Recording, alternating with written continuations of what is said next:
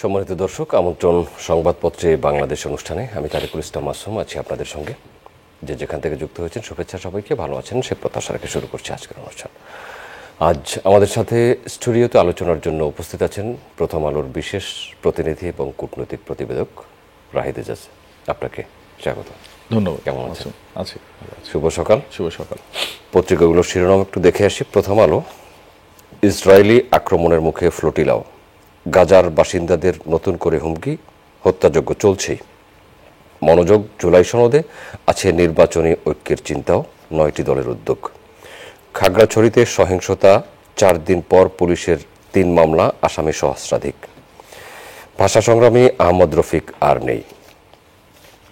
Jugantor, flotilla থেকে video বার্তায় Thunberg, আমাকে অপহরণ করেছে ইসরায়েল। চীনের বন্দিদশা থেকে তরুণীর আকুতি, আরও বড় ক্ষতির হাত থেকে রক্ষা করুন। গাজামুখী ফ্লোটিলার নৌবহরে ইসরায়েলি হামলা, ক্ষোভে ফেটে পড়েছে বিশ্ব। সমকাল, বিশ্ববিবেক নাড়া দিল ফ্লোটিলা, গাজার পথে প্রবল বাধা। ওয়াশিংটনে এক কথা, ইসরায়েলে ফিরেই উল্টোটা। শহীদুল আলমের কনসায়েন্স, ফ্লোটিলা গাজামুখী। পাকিস্তানকে উড়িয়ে বিশ্বকাপ শুরু জ্যোতিদের। কালের কণ্ঠ, হাসপাতালের মেঝেতে 44 লাখ রোগী। আমাদের রাজনীতি কতটা ব্যবসা বান্ধব, একটি বাদে সব জাহাজ আটক।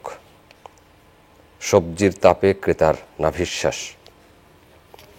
বাংলাদেশ প্রতিদিন, দেশে ফিরেছেন প্রধান উপদেষ্টা, আটকে গেল মানবতার বহর। এনসিপিকে ইসির চিঠি, শাপলা নয়, প্রতীক নিতে হবে তালিকা থেকে। আমাদের রাজনীতি কতটা ব্যবসা বান্ধব, জুলাই সনদের আইনি ভিত্তি অর্জন করেই নির্বাচন। মানবজমিন, ফ্লোটিলা বহরে ইসরায়েলি হামলা, বিশ্বজুড়ে নিন্দা বিক্ষোভ। গোলন্দাজের শহরে হজ অবরণা বিএনপি, বিমানবন্দরে সাংবাদিকদের সঙ্গে দুর্ব্যবহার, এনসিপি নেতাকর্মীদের সংবাদ বর্জন। আমাদের সময়, সংসদের প্রথম 6 মাসে সংস্কার প্রস্তাব বাস্তবায়ন, এনসিপির সঙ্গে গণ অধিকার একীভূত হওয়া নিয়ে জটিলতা। নবীন প্রবীণে 200 আসনের তালিকা প্রস্তুত বিএনপির। ধর্মীয় সম্প্রীতির মধ্য দিয়ে শেষ হলো দুর্গাপূজা। আমার দেশ, দেশে ফিরে হুমায়ুন কবির, তারেক রহমানের নেতৃত্বে সংসদ নির্বাচনে অংশ নেবে বিএনপি। আন্তর্জাতিক অঙ্গনে সম্পর্ক বাড়াচ্ছে জামায়াত, ইসরায়েলি অবরোধ ভাঙতে ফ্লোটিলার লড়াই। দেশ রূপান্তর, 9 দিন সফর শেষে দেশে ফিরেছেন প্রধান উপদেষ্টা, তবু ভারতে রপ্তানি বেড়েছে। মানবিক অভিযাত্রায় অমানবিক ইসরায়েল। কালবেলা, বাস্তবায়ন পদ্ধতিতেই ঝুলছে জুলাই জাতীয় সনদ। দুর্গোৎসব শেষ, কৈলাসে ফিরে গেলেন দেবী। বিএনপি নির্বাচনে অংশ নেবে তারেক রহমানের নেতৃত্বে। সময়ের আলো, স্বপ্নভঙ্গ ফ্লোটিলার। এনসিপিকে শাপলার বিকল্প 50 প্রতীকের প্রস্তাব ইসির। লাউ, চিংড়ি, বেগুনও রয়েছে তালিকায়। প্রধান উপদেষ্টার জাতিসংঘ সফর বিশ্লেষণ, বিশ্বমঞ্চে উজ্জ্বল বাংলাদেশ। খবরের কাগজ, ফ্লোটিলায় ইসরায়েলের হামলা নাটক। হাহাকারের তরুণ আখ্যান, তারপরেই ফ্লোটিলার যাত্রা। নির্বাচনী মাঠে যুবদল ছাত্রদলের নতুন অর্ধশতাধিক নেতা। ইনকিলাব, হঠাৎ সংকটে জামায়াত, ভোটে অংশ না নেওয়ার হুমকি কার এজেন্ডা, নির্বাচনেই মিলবে অর্থনৈতিক মুক্তি। দিনকাল, দেশে ফিরেছেন প্রধান উপদেষ্টা, লুটপাট ও খেলাপি ঋণে ঝুঁকছে নন ব্যাংকিং আর্থিক প্রতিষ্ঠান। তারেক রহমানের নেতৃত্বে 13শ জাতীয় সংসদ নির্বাচনে অংশ নেবে বিএনপি। আলোকিত বাংলাদেশ, জুলাই শহীদদের কবর স্থায়ীভাবে সংরক্ষণ করবে সরকার, রিটার্নিং অফিসার ডিসি না ইসি। করতোয়া, 3 শতাধিক মানবাধিকার কর্মী আটক, সমুদ ফ্লোটিলায় ইসরায়েলি হানা। আমাদের সাথে পত্রিকাগুলোর শিরোনাম পড়ছিলাম। ইসরায়েলি বর্বরতায় ফুঁসছে দেশ। তার আগে একটি শোক সংবাদ, ভাষা সংগ্রামী আহমদ রফিক ইন্তেকাল করেছেন, ইন্না লিল্লাহি ওয়া ইন্না ইলাইহি রাজিউন। তার প্রতি শ্রদ্ধা জানিয়ে আমরা অনুষ্ঠান শুরু করব। গত জুলাই থেকে ভাষা সংগ্রামী এবং রবীন্দ্র বিশেষজ্ঞ গবেষক ডক্টর আহমেদ রফিক অসুস্থ ছিলেন এবং যেটি বলা হচ্ছে খবরে আপনার তো অনেকটা শয্যাশয়ী হয়ে গেছিলেন জুলাইয়ের পর থেকে এবং খুব ঘন ঘনই হাসপাতালে তাকে নেওয়া হচ্ছিল এবং প্রায় বাকশক্তি হারিয়ে ফেলেছিলেন। তো এটি একটি খুব শোকাবহ খবর যে ভাষা সংগ্রামী এবং গবেষক আমাদের ছেড়ে বিদায় নিয়েছেন, এবং আমরা জানি যে তিনি বিপত্নিক ছিলেন এবং মরণোত্তর দেহদান করার কথা বলে গেছেন, যেটা খবরে এসছে যে আনুষ্ঠানিকতা শেষে সেটি যেই অঙ্গীকার উনি করেছিলেন সেই অনুযায়ী, তার অঙ্গীকার অনুযায়ী সেই জিনিসটা অনুসরণ করা হবে।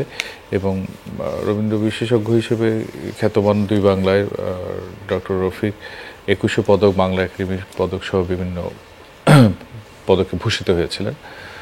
তো দেশ একজন খুব গুণী মানুষকে হারালো তার এই বিদায়ের মধ্যে দিয়ে। তো নিঃসন্দেহে এটি আমাদের জন্য একটি দুঃখজনক খবর। আমরা আসি, মাননীয় প্রধান উপদেষ্টা 9 দিনের সফরসূচিতে জাতিসংঘে অধিবেশন এবং অন্যান্য বিষয়ে আরও কতগুলো সম্মেলনে যোগ দিয়ে রোহিঙ্গা বিষয়ক সম্মেলনে বিশেষ করে যোগদান শেষে দেশে ফিরেছেন। বাংলাদেশের ধন্যবাদ। যেই ইস্যুটা বলছেন যে প্রধান উপদেষ্টা গতকাল দেশে ফিরেছেন জাতিসংঘ সাধারণ পরিষদের অধিবেশনে যোগ দিয়ে, আমরা বরাবরের মতোই দেখি যে যখন বাংলাদেশের শীর্ষ নেতা জাতিসংঘে যান, তার জন্য তো নির্ধারিত একটা বক্তৃতা স্লট থাকে। সেখানে তিনি বাংলাদেশ নিয়ে, বাংলাদেশের বর্তমান এবং ভবিষ্যৎ নিয়ে তার প্রতিশ্রুতি, অঙ্গীকার, সেই বিষয়গুলো যেমন তুলে ধরেন এবং বৈশ্বিক পরিসরে বাংলাদেশ কোথায় আছে এবং বাংলাদেশ কিভাবে নিজেকে ফিট ইন করে সেই বিষয়গুলো উঠে আসে। এবং খুব স্বাভাবিক এবং সঙ্গত কারণে, যেহেতু আমরা গণতান্ত্রিক উত্তরণের পথে রয়েছে, তিনি নির্বাচন, সংস্কার, মানবাধিকারের বিষয়গুলো নিয়ে কথা বলেছেন, মধ্যপ্রাচ্য নিয়ে কথা বলেছেন, রোহিঙ্গা সংকট নিয়ে কথা বলেছেন। সাইডলাইনে তিনি অনেকগুলো মিটিং করেছেন, যার মধ্যে আপনার বিভিন্ন দেশের নেতৃবৃন্দ যেমন আছেন এবং বিভিন্ন সংস্থার প্রতিনিধিরা আছেন। এর বাইরে এবারকার জাতিসংঘ সাধারণ পরিষদের যে অধিবেশনে বাংলাদেশ যোগ দিয়েছে, তার একটি বিশেষত্ব ছিল রোহিঙ্গাদের নিয়ে প্রথমবারের মতো একটি উচ্চ পর্যায়ের সম্মেলন হয়েছে, যেটা আমাদের নিশ্চয় মনে আছে। গত বছর অন্তর্বর্তী সরকারের প্রধান হিসেবে দায়িত্ব নিয়ে তিনি যখন জাতিসংঘে গেছিলেন, তখন রোহিঙ্গা সংকট সমাধানের জন্য তিনি একটি আন্তর্জাতিক সম্মেলনের প্রস্তাব দিয়েছিলেন, এবং সেই অনুযায়ী জাতিসংঘ সাধারণ পরিষদের সভাপতির আয়োজনে এই সম্মেলনটি হলো, যেখানে প্রায় 70টির মতো দেশের প্রতিনিধিরা অংশ নিয়েছিলেন। এবং সবচেয়ে বড় কথা হচ্ছে, এই প্রথমবারের মতো জাতিসংঘ যখন এরকম একটা সম্মেলন করছে, সেখানে অন্তত 4 জন রোহিঙ্গা প্রতিনিধি সেই সম্মেলনে উপস্থিত থেকে তারা তাদের বক্তব্য দিয়েছেন। জাতিসংঘের মহাসচিবের বক্তব্য পাঠ হয়েছে। এছাড়া জাতিসংঘের মানবাধিকার বিষয়ক হাই কমিশনার এবং জাতিসংঘের শরণার্থী বিষয়ক হাই কমিশনার সেখানে বক্তৃতা দিয়েছেন। মূলত ইস্যু ছিল যে একটি টাইম বাউন্ড অ্যাকশন প্ল্যান ঠিক করা, যে আমরা দেখছি 8 বছর আগে যেই নৃশংসতার মধ্যে রোহিঙ্গাদের বিতানোর শুরু হয়েছিল রাখাইনে, তার ফলে বাংলাদেশে প্রায় 10 লাখের বেশি রোহিঙ্গা তো ঢুকে পড়েছে। এবং এখন এই মুহূর্তে আমরা যখন কথা বলি, সে রাখাইনের পরিস্থিতি এখনই কিন্তু স্থিতিশীলতা ফিরে নেই। সেখানে সামরিক শাসনের মধ্যে সামরিক বাহিনীকে হটিয়ে আরাকান আর্মি বলে বিচ্ছিন্নতাবাদী গোষ্ঠী বা তারা সেখানটা দখল করে আছে। তো একদিকে রোহিঙ্গারা তার আদি নিবাসে ফিরে যাওয়ার মতো পরিবেশ ফিরেনি, অন্য জায়গায় সেখানে গৃহযুদ্ধের কারণে পরিস্থিতিটা আরও খারাপ হয়েছে, যাতে করে অবশিষ্ট 4 থেকে 5 লাখ রোহিঙ্গা আছে বলে ধরা হয়। তাদের মধ্যে একটা অংশ চলে আসছে, এবং এটাতে দীর্ঘদিন ধরে বলা হচ্ছে যে মিয়ানমার কর্তৃপক্ষের দীর্ঘদিনের একটা পরিকল্পনা ছিল পুরো রাখাইন থেকে রোহিঙ্গাদের নিশ্চিহ্ন করে ফেলা। তো এমন একটা প্রেক্ষাপটে এই সম্মেলনটা এই জন্যই তাৎপর্যপূর্ণ। একদিকে রোহিঙ্গাদের ফিরে যাওয়ার পরিস্থিতি তৈরি হয়নি, সেখানে দুর্ভিক্ষের মতো অবস্থা বিরাজ করছে, হামলা হচ্ছে, এবং পুরো পরিস্থিতি আরও জটিল হয়েছে যখন আমরা দেখছি আন্তর্জাতিক তহবিল কমে গেছে এবং মনোযোগও সরে গেছে। তো এই বিষয়গুলো নিয়ে আলোচনার জন্য, অঙ্গীকারের জন্যই এই সম্মেলনটা হয়েছে। এর আগে অগাস্টে কক্সবাজারে একটা সম্মেলন হয় এবং ডিসেম্বরে দোহার একটা ফলো আপ মিটিং হবে।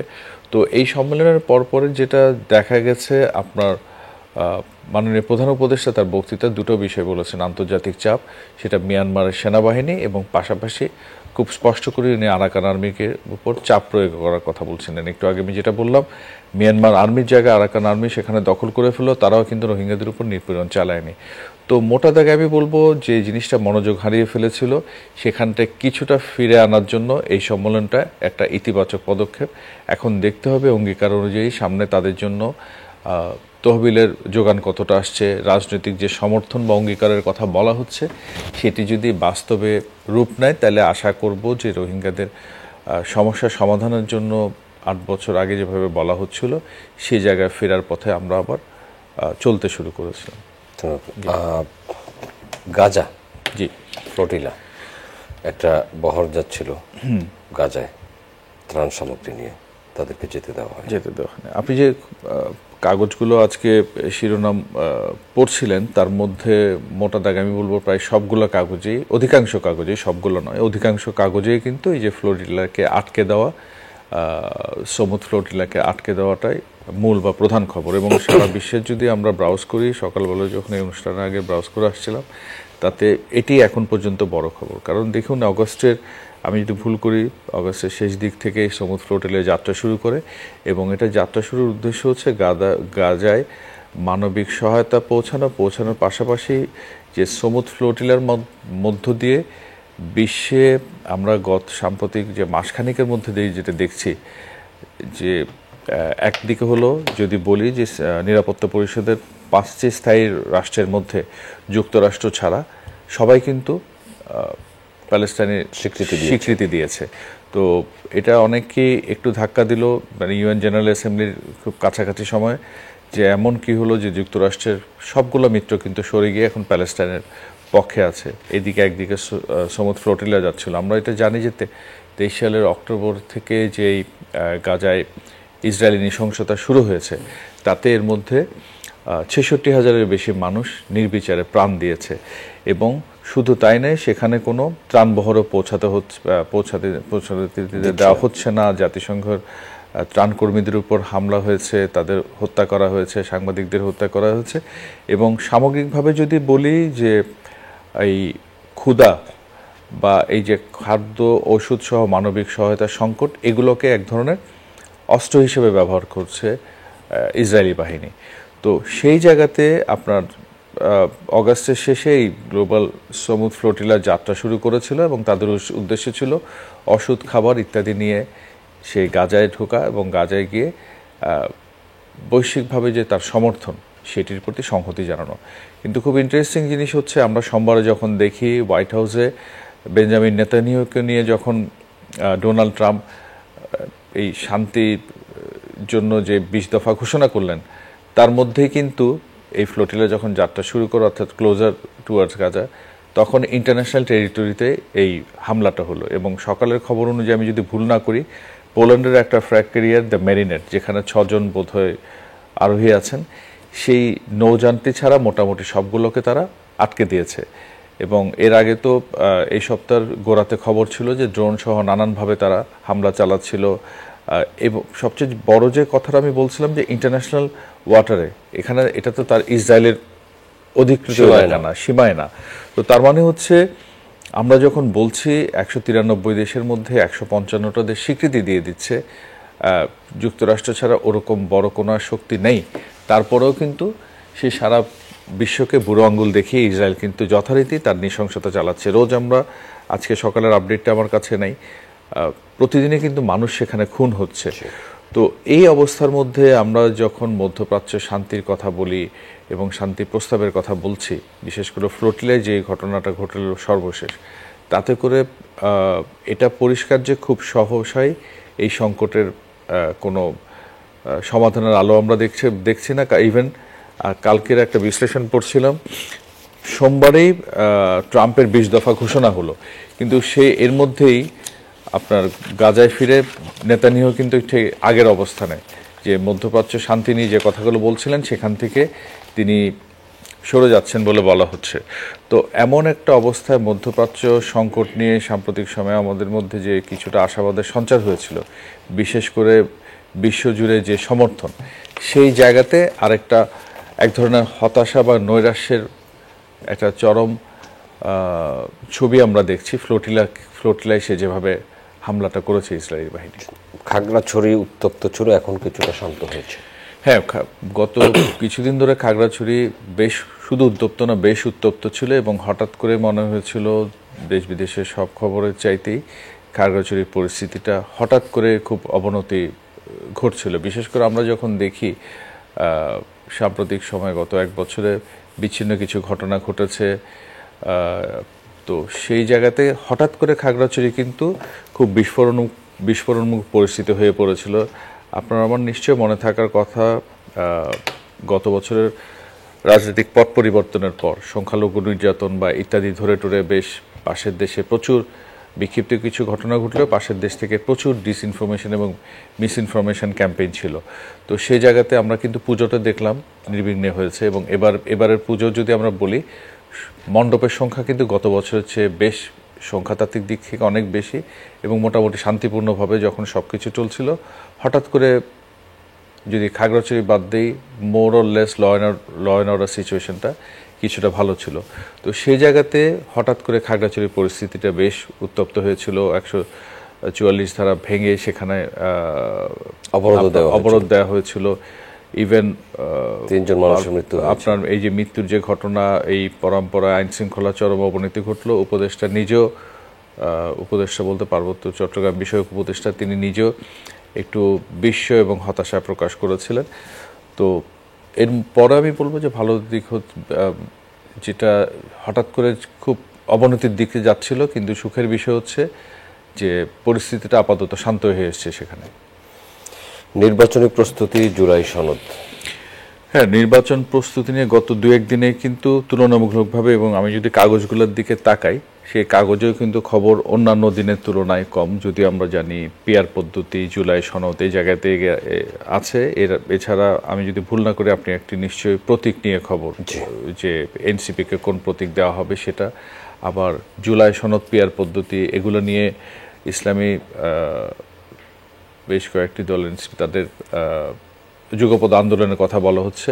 তো সব মিলিয়ে নির্বাচনের এক ধরনের প্রস্তুতি চলছে। আবার বিএনপির চেয়ারপারসন তারেক রহমানের উপদেষ্টা হুমায়ুন কবির সাহেব নির্বাচনে বিএনপির অংশগ্রহণের কথা বলছেন। তো খুব স্বাভাবিকভাবেই তো আমরা দেখছি নির্বাচনের এক ধরনের প্রস্তুতি, মেরুকরণ, এই জিনিসগুলো শুরু হয়ে গেছে। তো আপনার প্রতীক এবং অন্যান্য বিষয়গুলো যখন আসছে, এবং আমার মনে হয় যখন নির্বাচনের দিনক্ষণগুলোর পুরো রোডম্যাপটা ঘোষণা হবে নভেম্বরে আপ টু দ্য ইয়ে, সেই জিনিসটাও খুব পরিষ্কার হয়ে যাবে। এবং আরেকটা কথা, যখন আপনি নির্বাচনের প্রস্তুতির কথা বলি, আমরা জানি গত নির্বাচনে কিন্তু বিদেশি কোনো পর্যবেক্ষক আসেনি। সম্প্রতি কিন্তু ইউরোপিয়ান ইউনিয়নের একটা পর্যবেক্ষক বাংলাদেশে, ওটা মূল পর্যবেক্ষক নয়, প্রাক নির্বাচনী পর্যবেক্ষক, তারা ঘুরে গেছেন এবং সবগুলো স্টেক হোল্ডারের সাথে মিটিং করছেন। তো এখন মূল জায়গাটা বলছিলাম যে নির্বাচনের প্রস্তুতির কথা আপনি যখন বলছেন, তেমনি জুলাই সনদ, পিআর, এই জায়গাগুলোতে কিন্তু এখনও প্রধান রাজনৈতিক শিবিরগুলোতে ঐক্যমত্য এখনও হয়নি, যদিও প্যারালালি অনেকগুলো মুভ আছে, যুগপৎ আন্দোলন আছে। তো এই জিনিসগুলো, যেটা এই আপনাদের চ্যানেল আরেকটা অনুষ্ঠানে আমি বলছিলাম, এগুলো রাজনীতিতে এই ধরনের মেনুকরণ, প্রস্তুতি, হেলে পড়া, এই নানান ইস্যুগুলো থাকবে এবং ক্লোজার টু দ্য ডেট আমাদের কাছে খুব স্পষ্ট হবে যে আসলে কোন দিকে যাচ্ছে। গতকাল যখন প্রধান উপদেষ্টার বহর বাংলাদেশে এসেছে, প্রধান উপদেষ্টার সফর সঙ্গে বিএনপি, জামায়াত এবং এনসিপি নেতারা ফিরেছেন, হুমায়ুন কবির সাহেব ওখানেই কথা বলেছেন। সেখানে এনসিপি নেতৃবৃন্দেরও একটা প্রেস ব্রিফিং করার কথা ছিল বিমানবন্দরে। সাংবাদিকদের সাথে একটা দুঃখজনক ঘটনা ঘটেছে। জি, নিগৃহীত করার ঘটনা আমি লাইভ 2টা টিভিতে খবর দেখছিলাম, যেটা হলো এনসিপি নেতারা যখন ফিরছিলেন, তাদের নেতাকর্মীরা নিয়োগ ফেরত নেতাকর্মীদের স্বাগত জানিয়ে তারা স্লোগান দিচ্ছিলেন। আপনি নিজেও দীর্ঘদিন মাঠের রিপোর্টার ছিলেন, আপনি নিজেও বুঝেন এই ধরনের পরিস্থিতিতে, বিশেষ করে আপনি আউটডোরে যখন কোনো ইভেন্ট কাভার করেন, সেখানে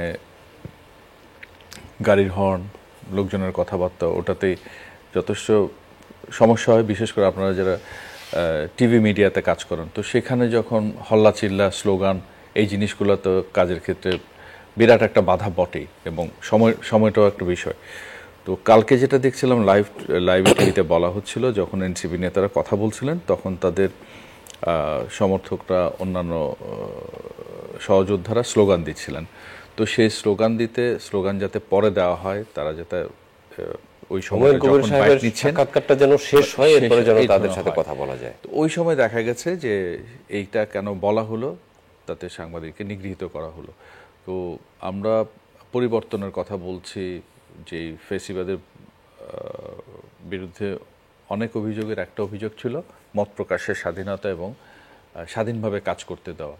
তো এক বছর পরে যদি পরিস্থিতিগুলো এমন থাকে এবং কেউ যদি মত প্রকাশ করতে গিয়ে, কাজ করতে গিয়ে বাধার শিকার হন, নিগৃহীত হওয়ার শিকার হন, তাহলে এই পরিবর্তনের জন্য যে মানুষ লড়াই সংগ্রাম করলো, সেই লড়াই সংগ্রামের পর কি মানুষ অর্জন করলো, সেটা কিন্তু একটা বড় প্রশ্ন হয়ে দাঁড়ায়।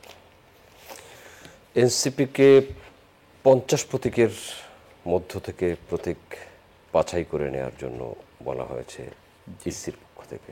তারা সাপ্লাই অনার, তারা চাইছেন। তাদের সাপ্লাই এখনো অনর আছে। তো এই আমরা শেষ করব। তো সাপ্লাই এখন, একটু আগে আপনাকে বলছিলাম যে নির্বাচনের প্রস্তুতির কথা যখন আপনি বলছেন, ক্লোজার টু দ্য ডেট ঠিক হবে। এখন এই ছোট্ট করে, যেহেতু আমরা অনুষ্ঠানের শেষ পর্যায়ে চলে এসেছি, তারা শাপলাতে অনর আছে এবং ইসি বলছে 50টা থেকে একটা বেছে নেওয়ার। আসলে তো খুব দুপক্ষের অনর অবস্থানে থাকার সুযোগ নেই। আমাদের আশা থাকবে মাঝামাঝি অবস্থানে। ধন্যবাদ সময় দিয়ে দর্শক এতক্ষণ আমাদের সাথে থাকার জন্য কৃতজ্ঞতা। আগামী অনুষ্ঠান দেখার আমন্ত্রণ রইল। দেখা হতে পারে সেই অনুষ্ঠানে। ভালো থাকবেন সবাই। আপনাদের সবার জন্য অনেক অনেক শুভকামনা।